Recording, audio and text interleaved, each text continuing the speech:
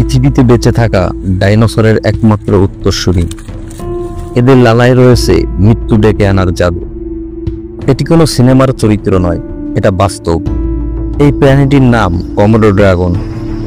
পৃথিবীর সবচেয়ে বড় গিরগিটি, লম্বায় প্রায় 10 ফুট পর্যন্ত হয়ে থাকে, আর এদের ওজন প্রায় 70 কেজি।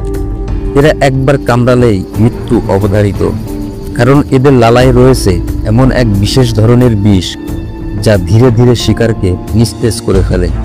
শিকার পালিয়ে গেলেও সে জানে মৃত্যু তার জন্য অপেক্ষা করছে।